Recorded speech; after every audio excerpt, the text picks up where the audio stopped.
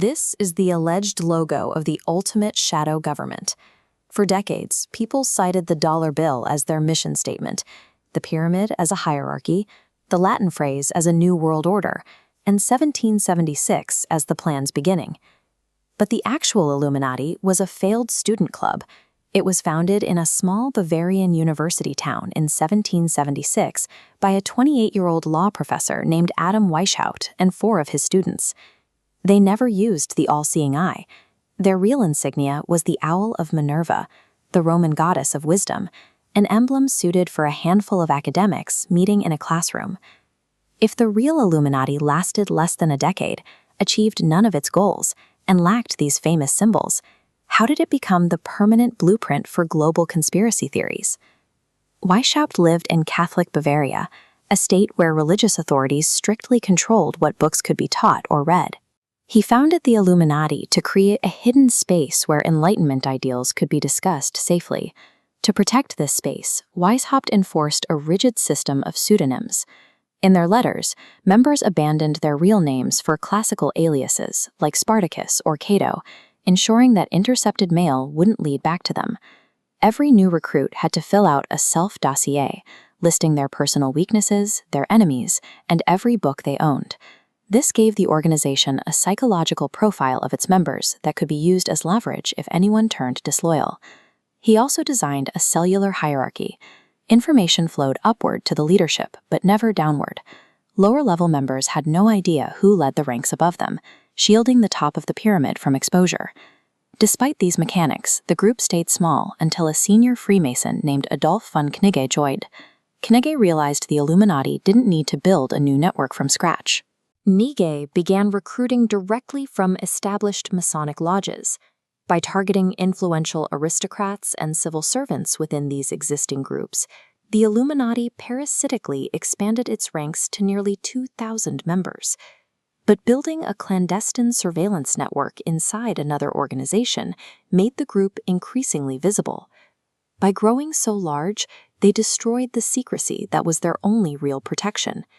Internal arguments and loose talk among the new members eventually alerted the Bavarian government. In response, the state issued edicts that explicitly banned all secret societies, specifically naming the Illuminati. Police raids on the homes of high-ranking members followed. Because the group's leaders believed their compartmentalized system was secure, they had kept extensive records that were now vulnerable to seizure. The raids turned up the order's entire operational history: secret ciphers, maps with fictional city names, and essays detailing radical, anti-religious views. The Bavarian government decided to publish the entire archive. They wanted to humiliate the group and provide a public justification for the harsh crackdown.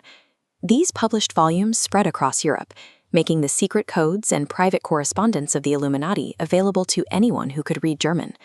By exposing the documents to destroy the group's credibility, the Bavarian government inadvertently turned a failed secret society into a permanent public record. By the late 1790s, the Illuminati were dead and Weishaupt was in exile, but the French Revolution had just violently collapsed the old order in France, leaving the rest of Europe terrified of what might happen next. 2 authors, Augustin Barruel and John Robinson, used the Bavarian archives to offer a new explanation for the chaos. They argued that the Illuminati hadn't really disappeared in 1785.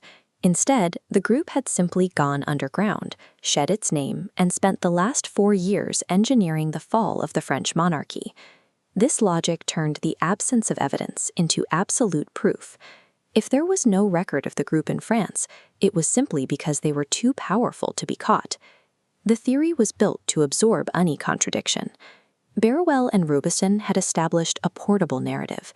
They showed that the specific mechanics found in the Bavarian archives could be detached from the 1780s and reapplied to any crisis that needed a villain.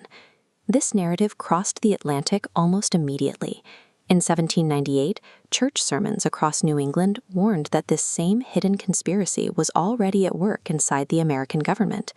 As the myth outlived the original group by centuries, it began to function as a brand, gathering unrelated and powerful symbols to represent its alleged influence. This is how the Eye of Providence ended up on the dollar bill. Franklin Roosevelt added it in 1935 as a symbol of divine guidance for his New Deal policies, a decision entirely separate from a defunct university club in Bavaria. The real Illuminati failed to change a single institution before they were destroyed, but their public exposure created a story that was far more durable than the group itself.